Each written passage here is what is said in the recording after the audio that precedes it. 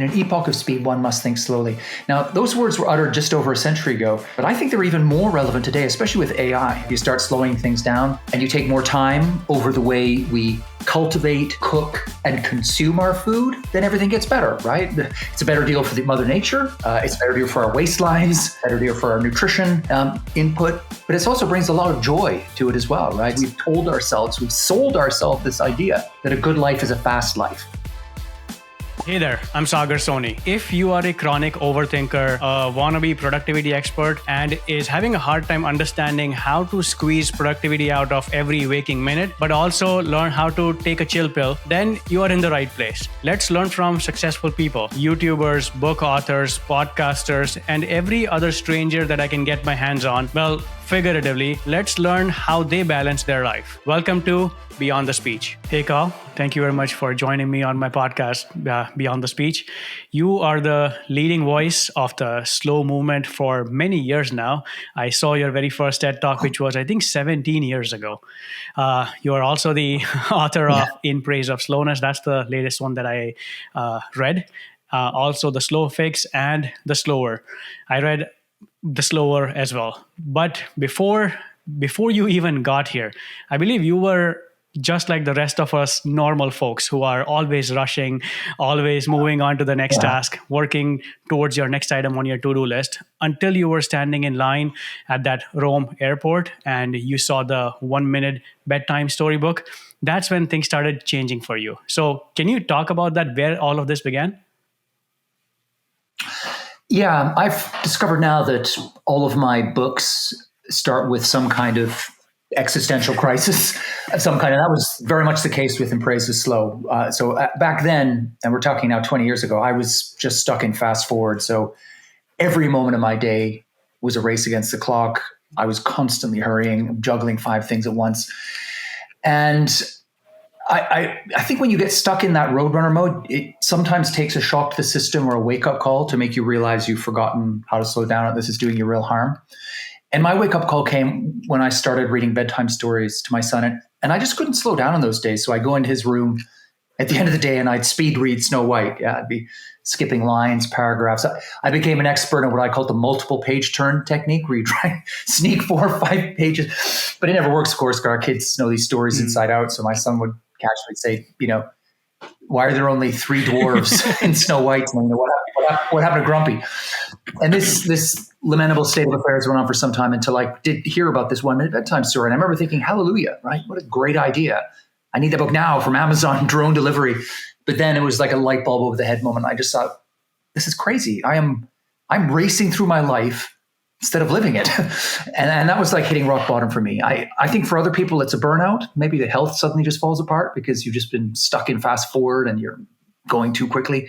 For me, it was the bedtime stories. And that was my clarion call to myself to start slowing down. Mm-hmm.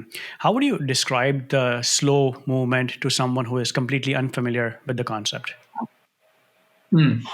Well, I think a good place to start is by what the slow movement is not. Yeah, like I am not an extremist or a fundamentalist of slowness. I love speed, right? Faster is often better. We all know that. This slow revolution, or slow with a capital S, is about doing things at the right speed. So sometimes fast, sometimes slow, and all the different paces and rhythms and tempos in between. In fact, musicians have a lovely term for this. They call it tempo giusto, the right tempo for each moment. That kind of gets at what slow is about. So sometimes you're in turbo mode, but other times you switch down into tortoise mode, if you like, right? And if you go a bit deeper with slow, it's actually a mindset. It's quality over quantity. It's being present and in the moment.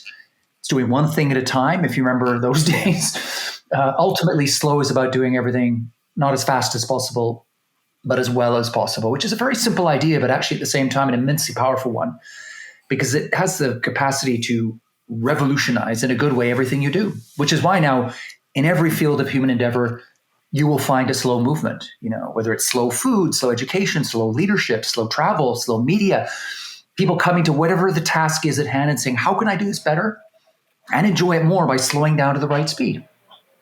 That's fair. Yeah. In your experience, in your research, I saw that you dove into a couple of industries or even cultures that are embracing the slow movement, as you said, the food industry or the health industry. What can we learn from them? Let's say we start with the food industry. What can we learn from them? Well, you mean what can we learn from them in other fields of activity or just within Food. food Let's start itself? with within food. Yeah. Well, I think that we sacrifice a lot when food gets too fast, and it is too fast now, especially if you think of industrialized farming, industrialized food production. We eat fast, we cook fast, right? Things go in microwaves. We're often eating while we're doing something else, and a lot of food that we consume comes from high speed, high turnover industrial farms. It doesn't really taste of much. It's lost a lot of its nutritional value, and that kind of farming tends to be pretty bad for the environment.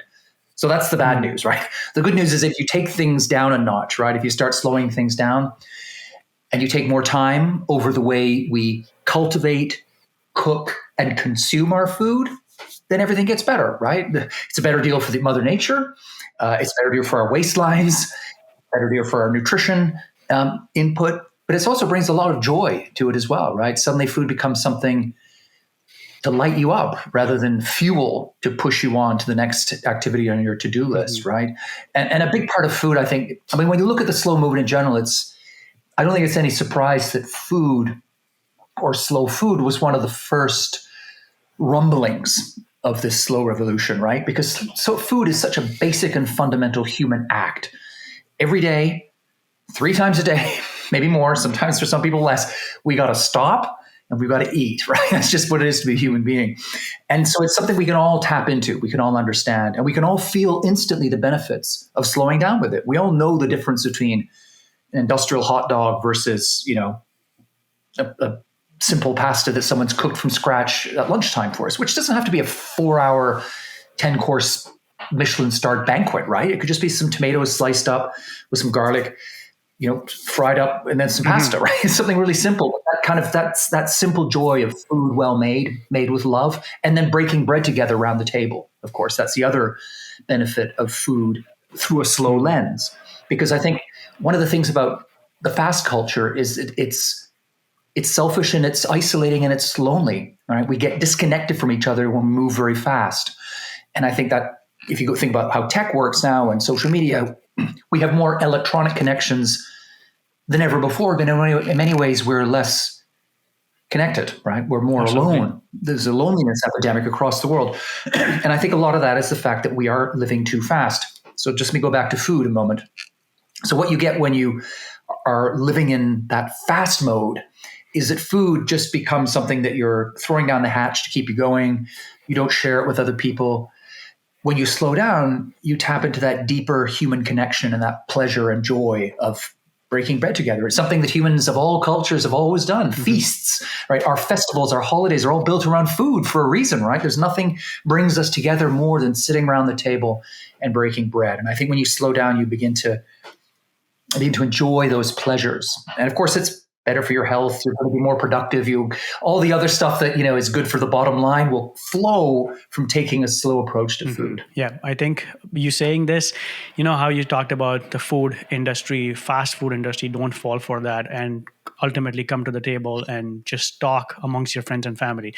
I was looking at the slow movement in the food industry from a different angle and my dad, whenever he's going to listen to this, he's going to have an amazing day with this, because he has been telling me forever that when we sit down to eat, the food that you are consuming, that is literally you, because it's shaping you. So stop watching a TV show when you're doing it. Pay attention to the food that you are consuming, because that is also another way of really slowing down. So you really feel what's going inside your body.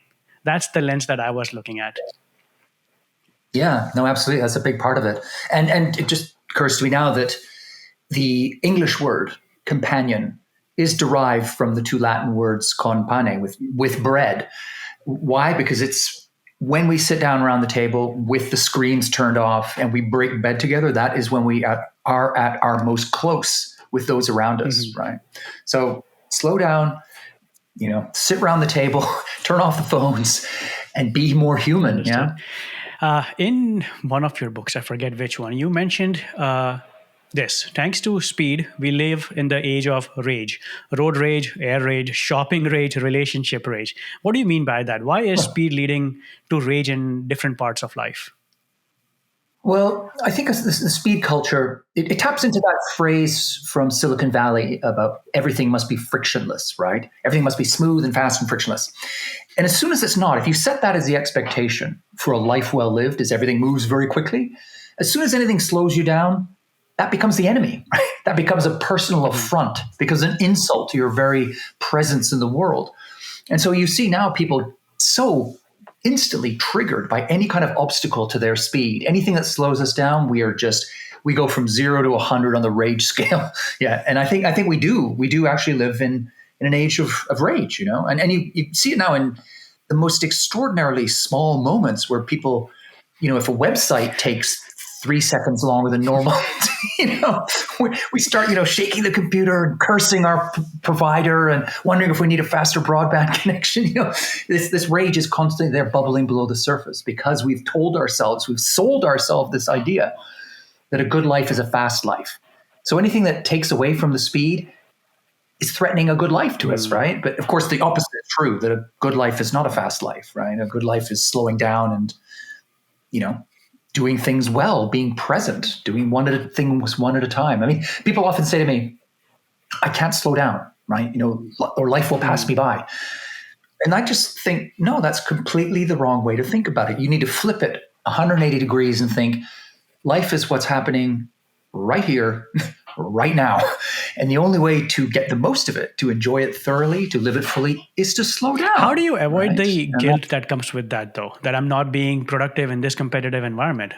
How do you avoid that guilt? Well, I think there are various ways. One is just to run little experiments, because what you will find is if you do slow down judiciously, wisely, you channel the power of slowness, you will be as productive, and I would argue even more productive, right? So there'll be nothing to feel guilty about. You'll only feel guilty because you're not doing what everybody else is doing. But you will be outperforming them if you aren't stuck in headless chicken mode, right? If you're someone who knows where to strike the balance between working and not working, you're getting enough sleep, you're investing enough time, energy, and bandwidth into relationships, you're listening to people, you're listening to your colleagues, you're listening to your boss, you're listening to your customers and your clients, you're doing all that stuff that you have to slow down in order to do, you're going to be more productive, right? So this is, again, one of these bill of goods that we've been sold that's completely and utterly false, is that slowing down is a form of failure, that slowing down is lazy, boring, torpid, unproductive. If you slow down, you're roadkill, yeah? I see. I'm here to tell you today that wrong, and wrong again, right? If you slow down at the right moments with the right spirit, you're going to lift off, right? I mean, that's how you light yourself up, because in a world addicted to speed, slowness is actually a superpower. You said one thing, that you won't feel guilty because you will be more productive in a long enough timeline if you really slow down in the right places. But you might feel guilty because you are not doing what everybody else is doing. Do you think social media has a role to play in this notion? Because the notion is that you never have enough time to do everything on your list. I do. I think I think social media is one of the drivers, or it can be. I think social media is a double-edged sword. I think it can be helpful, helping us slow down, but I think basically the way it's constituted, the way it's built, is as an accelerant, right? It's there to heighten and pump up our emotions, to get us angry, to make us want to respond very quickly, and it also is very performative, right? So there's very much an element in social media of showing off, and one way to show off is to, in a world that venerates and glorifies speed and busyness, is to project yourself as a speedy, busy person, right? So social media is full of, well, not just influencers, often ordinary people banging on about how busy they are, or their side hustle, or this sort of thing, or how they got up at 5:30 a.m. this morning and didn't eat anything till they had a handful of cashews at 3 p.m. in the afternoon. This sort of thing. And it's this bombardment, a barrage, telling you that there's only one way to live, one way to thrive, and that's to be fast, busy, and distracted and overstimulated and overcaffeinated all the time. I don't know. Maybe does that work for a tiny sliver of the population? Perhaps, but for most of us, it doesn't. So we're being constantly pelted with the wrong message, and I think social media, for a lot of people, slowing down Well, a big part of it, I think, is spending less time on social media. I think social media has become a black hole for many of us, just sucking up time, energy, attention. And in order to slow down the rhythm a little bit, take down the pace, we need to forge a better, more balanced relationship with technology and the screen. I use social media, but very sparingly. I choose when to go on, what I want to look at, and then I come off again. The idea of just being constantly tethered to it is poison, right? I mean, I think the science is becoming more and more clear on this, that it actually undermines all the stuff we want, like health, relationships, happiness, focus, attention, concentration, productivity, creativity. Too much social media gets in the way of that. So I think a big first step for most people to slowing down is using the off button. I see. Because if you see the fast-paced ideology, if you pair that with social media and the horrors of social media, in your research or just your reading, have you seen the impacts of it on our mental health? The whole idea that I'm not completing everything on my list and everybody else around me is surpassing me. How have you seen how it impacts us mentally and mental health-wise? I think there's a growing body of evidence that suggests that social media does fan our anxiety, right? That it makes you more anxious. And I can feel that myself. I know that from personal experience. I think anyone listening to this podcast will have an experience of going on social media and seeing something that just makes you feel on edge, right? It makes you feel anxious. You might maybe feel like envious or jealous, or you think, oh no, I haven't done enough because this person here has done that. And it just ends up, I think, messing with your head and your heart. And ultimately, I think your soul when you get too deep down that rabbit hole. And so, I'm not a Luddite. I think that the tech is wonderful and I've got it all. And I said a moment ago, I use social media, but I think we just need to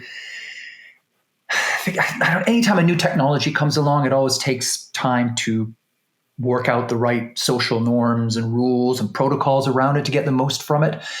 And usually at first with a new form of tech, we go too far. The pendulum swings to one extreme. I think it's gone as far as it can. It's coming back now with more and more people saying, hang on, okay, TikTok's great, LinkedIn's useful, Instagram's fun, but yeah, it's got to be part of a more balanced ecosystem in my life, right? Of where I choose to put my attention and my energy and devote my time. And I think this is where we are now, is this big conversation that's starting up. Backed up by the science that we want to find a more balanced digital diet, if you like. In the same ways we kicked off talking about food, right? It's about finding a kind of balanced way of approaching food. It's the same thing. It's finding a balanced digital diet is the way forward. I think you call that perfect center between productivity or efficiency, but also embracing slowness. You call that balance. So how do you respond to critics who say that in this ever-growing competitive world, slowing down isn't necessarily practical, that sometimes balance is not the answer? How do you approach that? Because I feel like my question is there room for both? Can we work in seasons? That sometimes we will be going at a faster pace, whereas sometimes, yes, this is the season to slow down. Have you thought about that? Yeah. I think so. Yeah, I think that's sort of what my understanding of slow in the workplace is that it's very much a dance. So like in any dance, there are moments when your feet and your arms, your upper body moving quickly. Other times you slow things down, right? No dance, no piece of music worth its salt operates at one tempo. There are always lots of different tempos being played with. And that's the same at the workplace. That sometimes it might be 3 days in a row. It might be a whole week. It might be a month. The pace is a little higher, but then for a couple of weeks, it comes down. Or within those 2 weeks, you've got a moment in the day when things really go, you're in turbo mode, right? But you don't stay in turbo mode the whole day just out of default, right? Once turbo mode is no longer necessary, you have a little moment of awareness. You say, okay, the fast moment is past. Take a couple of deep breaths and then move into the next moment in a slower groove, right? I think what happens to us, and this is not surprising because speed is itself, it's like a drug. We are almost chemically addicted to it now, that it pumps us up with adrenaline. It gives us this feeling of excitement and the illusory sense, right? It's an illusion that we're getting stuff done. And that's hard to let go of because it's a rush. Mm-hmm. Yeah, mm-hmm. It's exciting. But we need to get off that adrenaline treadmill, right? So that's where it's important to build in little moments of self-awareness or moments where you just pause and say to yourself, okay, am I going at the right speed now? Like I'm going fast. Does it make sense to go fast or should I slow things? And sometimes it does makes sense to go fast. And if you're in one of those moments, carry on going fast. But if you find yourself answering that question with a no, which is actually, you know what? Fast made sense a couple hours ago, but I'm still in Roadrunner mode. No, then you say, okay, I can step back. I can slow things down here a bit, and maybe I'll speed up later in the day. So you're always just aware of how the tempos are playing off each other in the context of what's happening in your schedule, the people around you, your team, right? No man is an island. We're all connected. You can't just, well, you could just go off to a desert island somewhere and live every moment at the perfect tempo for you. That's not an option for most of the billions of people on the planet, right? We've got to fold ourselves into a bigger picture with other human beings. And I think that means sometimes you may just find yourself going faster than you want. Like there's no utopia here, right? That's going to happen. But at least if your starting point is always to be asking yourself, is this the right speed? I see. Right? That's the game changer. The trouble is we never ask ourselves that question because our assumption, cultural, biological, existential, physical, our basic driving assumption is faster is better. And that's sort of what my work is all about, is smashing that assumption to a million pieces and replacing it with a simple question. What is the right speed for this moment? And then when you get that question out in the open, everything is possible. Yeah, you talked about how you are not alone. You live in a society. That's why. So my next question leads to that let's say you personally have adapted the slow movement, the slow lifestyle, but that doesn't necessarily mean that your environment has adapted that level of peace that you have found in. So in your experience, just personally, have you noticed that yes, you have accepted this slow living, but then you have to find that balance because not everybody around you is still feeling that? I think you're always there's always a tug of war slightly with what's going on around you. And that tug of war can be more difficult in the workplace because you may have less scope to change the rules of the game, to alter the tempo of other people. It's easier in your private life. You can, if you're finding that you're overwhelmed socially, it's easier just to say no to a party, right? It's harder to say no to a business meeting your boss wants you to go to, right?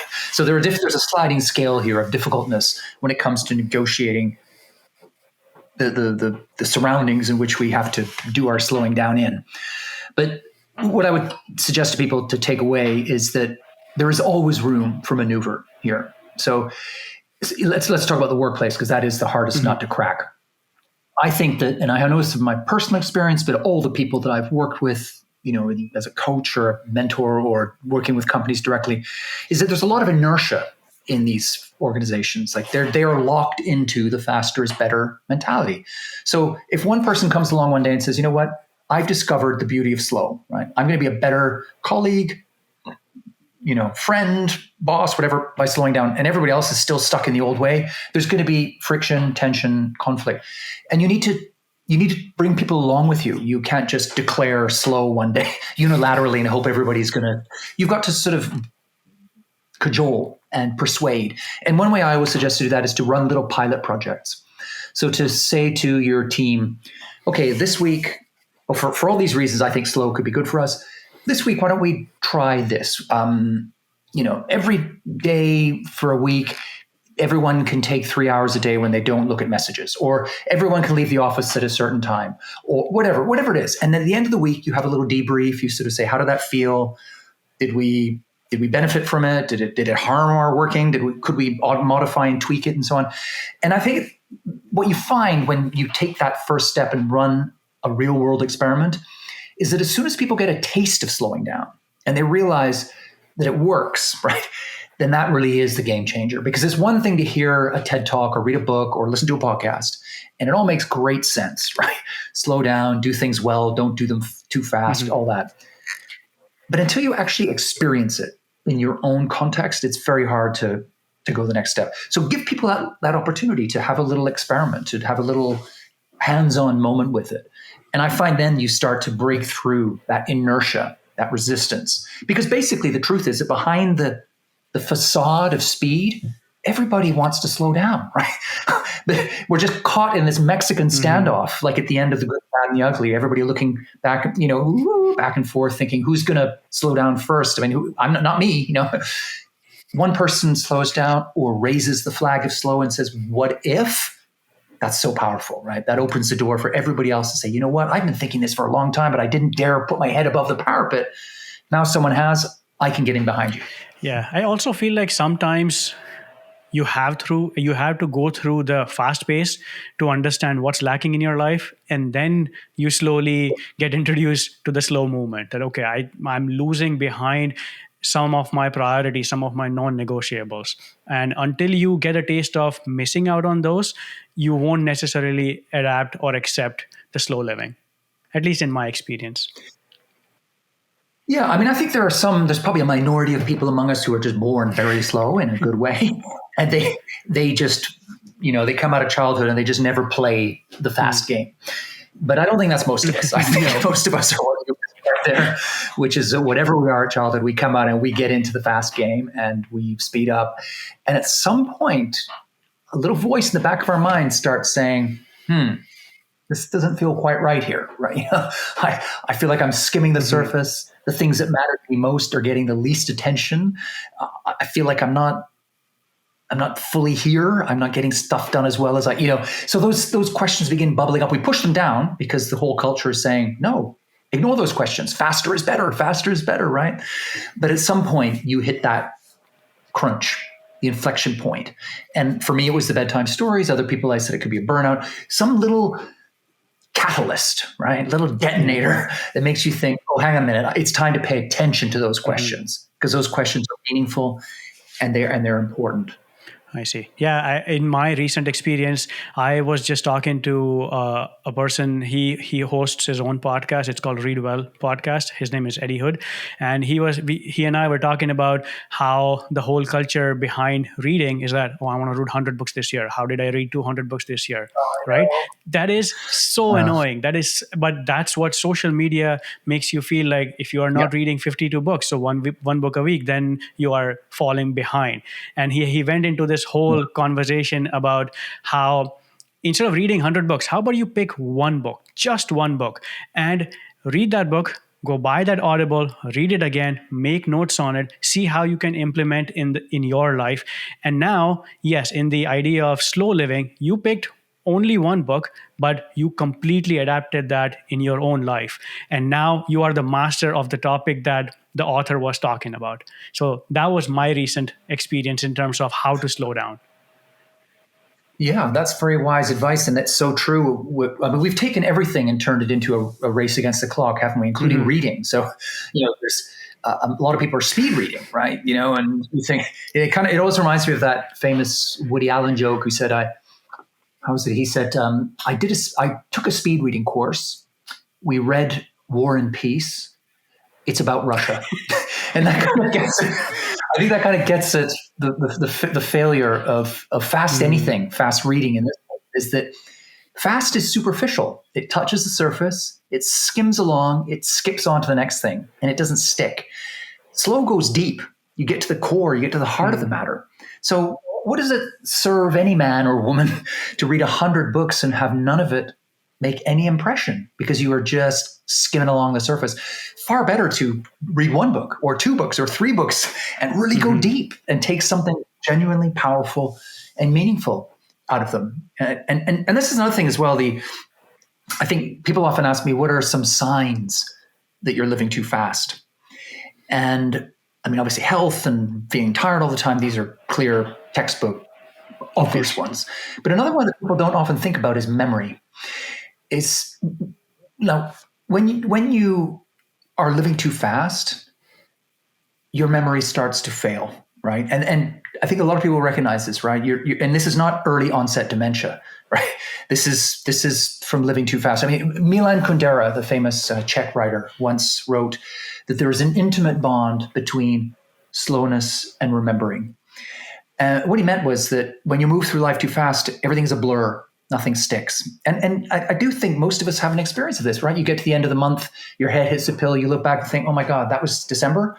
I can't remember what I had for dinner 2 nights ago, or we finished watching a Netflix series last week. How did it end? It's like we just going through with it and nothing is sticking. But if you slow down and you're there in the moment, giving your full attention to what you're doing, you build deep lasting Proustian memories that go on forever. And that's the same with everything from the workplace to reading a novel to making love to your partner, raising your children, right? That everything is going to be better. You're going to do it better, but you're also going to remember it more if you're actually there. And the only way to be there is to slow down. Yeah, you're talking about making love to your partner. I read that book, and that got me. That made me chuckle when I was reading that chapter in your book. That was nice. Okay, so you have been the voice of slow movement for almost 2 decades now. So this is 20 years ago. So when there was no iPhone at that time, but right. So that's been going on. Your take on slow movement has been going on for so long. How do you think the new world with AI and ChatGPT and Google Gemini, is that accelerating everything, or do you think it's helping, or is it hurting? Whew, that's a big question at the moment. That is the big question for the slow movement at the moment. I think on one hand, it's clear that AI is accelerating everything, or promising, you could even say threatening to accelerate everything. On the other hand, there's an argument that can be made that if it gets to a point where it can take away a lot of the busy work and help us do things, the stuff that sucks up a lot of our time but doesn't really nourish us in our work particularly, that could free us up to slow down, right? If we take the time that AI could well save us and invest that time wisely by slowing down, by eating slow food, eating and preparing slow food, making love slowly to our partners, reading bedtime stories without deploying the multiple page turn technique, listening to our colleagues, reading books and paying attention and taking note, all the stuff that makes life worth living and that makes us a useful member of the human race. If we take the time that AI could potentially save us and invest it in that slow side of the equation, that could be great. The danger, of course, is that we do what we've tended to do historically when technology has saved us time, is that we've just gone for the money, right?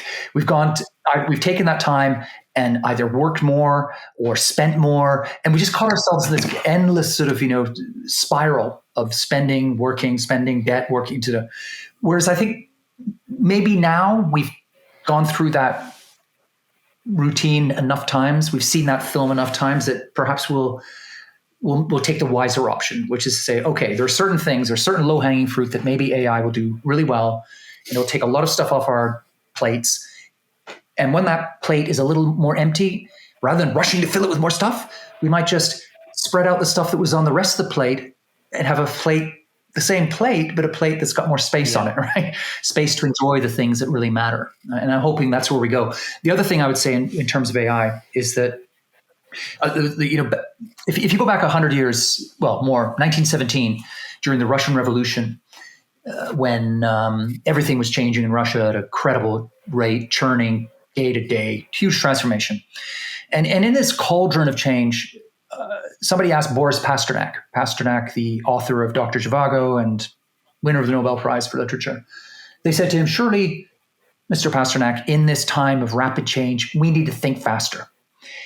And Pasternak said, no, actually the opposite. He said, in an epoch of speed, one must think slowly.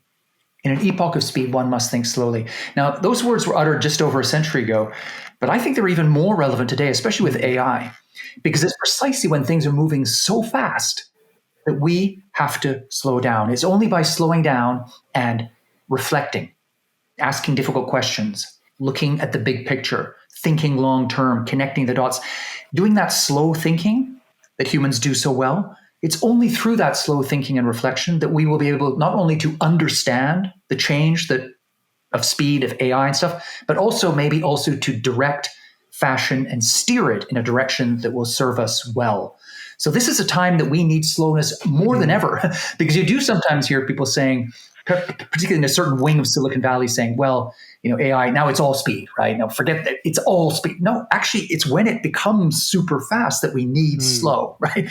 We need that equilibrium, because it's the slow lens that's going to help us negotiate and harness and channel that speed in good ways. Yeah, that's what I've been contemplating right now with the work that I'm doing. So just for an example, yes, podcasting, coming up with speeches, coming up with questions, things have been so much easier. Even editing has been so much easier with AI. So now I can technically use AI and save myself a lot of time. but that defeats the purpose. I have completely missed the point if I fill my plate up with other things, or if I just jam my entire week's worth of to-do list today. So I have completely missed the point on that. So, Completely. right? Yeah. But you've just summed up exactly what human beings have done all the way through history. As soon as we get a little bit more place on our plate, what do? We just cram some. We go back to the buffet and we start shoveling more stuff into that new empty space in the plate. Let's not do that this time. Let's be smart. Let's be savvy. Let's be slow. For sure. I have one question that I've been meaning to ask all of my guests now. I'm going to start with you. You are the first one I'm going to ask. Where do you spend your mental energy now, or something that you used to spend before, but in the last 2 decades you have gained the wisdom and you have stripped off that identity, and you don't need to spend that mental energy now, and you are much more relaxed right now? Have you noticed that? What do you think? Well, I'm definitely much more relaxed than I was, and much more slow. I'm a naturally fast person. I get stuff done. I travel around the world. I'm in the public eye, but I don't ever feel rushed. Yeah, I don't. I get things done, but I've just kind of moved away from that faster is better way of being. A specific thing that I've given, you said a specific thing I've given up that I used to, I suppose, I guess most recently would probably be social media. Okay. I think just spend less time on social media. And because social media came along after I had already started on the whole kind of slow crusade. The iPhone was launched, after my original book came out, and I've kind of updated it and updated the thinking and talked about these things, but I'm also part of the world, right? And so you can get sucked into these things. And I notice now that, I don't have any, I'm on all social media platforms, but I don't have any of them on my phone. That's a good idea. Right? None of them. Yeah. And it just means I have to make a conscious decision to go to my laptop, open it up, steer myself towards one of these sites and do something there, right? Rather than that kind of idle, those little moments where you're standing in the queue to get a ticket somewhere or to get into, and people just whip out their phone, right? And immediately they're sort of doom scrolling. And I definitely have done that, but I don't, and I can't do it anymore because it's simply not on my phone. And I think there's something beautiful and majestic about those little interstitial moments, those little moments that between this and that, between now and then, between one chapter and the next. And it can just be as simple as the 2 minutes you're waiting for the bus, or the minute and a half you're waiting to pay for groceries in a shop, or whatever it is. Those little moments, I think, can actually be immensely powerful levers, right? For helping you find where you stand in the world, for letting your creativity unleash, for playing with ideas, for having a conversation with somebody, for smiling at another human being. All these little things that give life texture, meaning, purpose, color, they often come from the little random, tiny little moments. And the problem is, especially with social media on phones, is that those moments have been obliterated, right? Because as soon as anyone has a moment like that, the phone is out and they're on it. Like if you're on the tube or a bus, or it's just constant screen. And I think that that's something that I just thinking back to how you framed the question, I think that would be the thing that I would say has been most beneficial for me, is just saying, you know what, I'm going to ring fence this social media thing off, right? I'm going to corral it. It's going to live in this corner of my life. It's going to thrive there. It's going to bring me a lot of joy. It's going to be good for my work. I'm going to learn things through it, but it's not going to be there all the time, like a spirit animal on my shoulder, always whispering in my ear. I'm going to put it in its place. And that, I feel, has freed up so much bandwidth and so much energy and so much presence. And it's a simple thing to do. Yeah. That's great. Thank you for sharing that. Before I end this with I have one last question. Can you tell us where people can find you and the work that you are currently doing? Sure. Well, I'm easy to find at everything you could ever want to know about me and my work, probably more than you would, is at a single link, which is Carl Honore, my full name, no punctuation, carlhonore.info. So everything's there. So books, videos, TED Talks, audio, everything, podcasts, TED Course, you name it. It's all in one place. And my most recent project, actually, I'm just later today about to launch my first Substack. So you heard it here first. Yeah, yeah. After we sign off here, I'm going to drop my first post. Amazing. So and the title of the Substack or newsletter, I guess you call it, is Tempo. Okay. So that's where it's going to be the one-stop shop for all my deeper dives and thinking on pace, slowness in a fast world. And also my more recent work, which is all about aging and attitudes to aging and longevity and so on.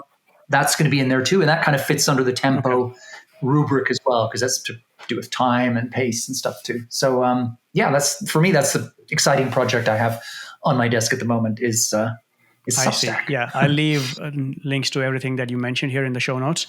What I know we have talked about this and we have gone much more philosophical on this, but what message do you hope that people take away from your work? Where do you hope the next generation goes in what direction?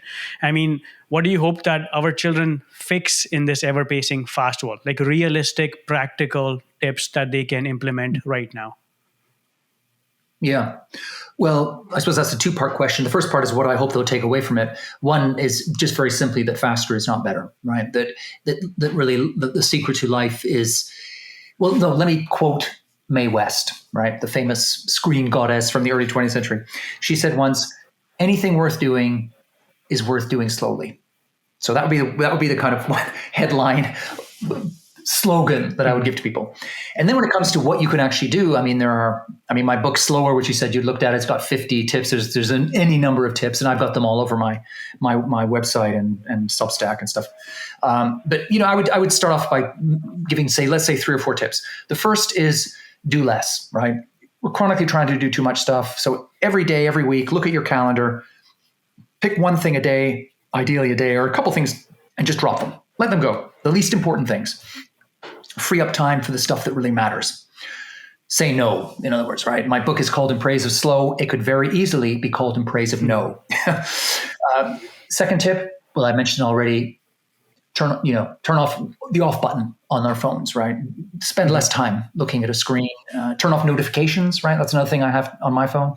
I can still get messages when I'm out and about, but they don't come pinging in at me, right? I decide when to look and when to be distracted by my inbox. So turn off notifications. Third, try to integrate some kind of slow ritual into your day. So that could be anything from knitting to reading poetry to sketching to doing yoga or whatever it is, right? Just build it into your schedule and have it there as a kind of vaccine, to inoculate you against the virus of hurry. It doesn't have to be a 4-hour experience, maybe just 10 minutes of doing whatever it is that slows you down, and just kind of sprinkle it around your day as a break. And then a final suggestion I'd make is Mother Nature, right? Mother Nature is the custodian of slowness. And there is something so soothing, and it just makes us feel calm and serene being in Mother Nature. So just get out into nature, right? We can't all go for a 3-mile or 3-hour hike in the woods, but just going to a park, take off your shoes, let your feet, twiddle around in the grass, right? Just being in nature will help you slow down. And people call it forest bathing, green therapy, eco time, whatever it is, right? Just get into nature because it's there for all of us in some form or another. You don't have to hug a tree, go lean up against a tree, anything like that, right? And I think that will help you find a slower gear. Okay. Those are some amazing tips. I'll implement some of them in my life too. Right. Thank you very much for this call. This was an honor.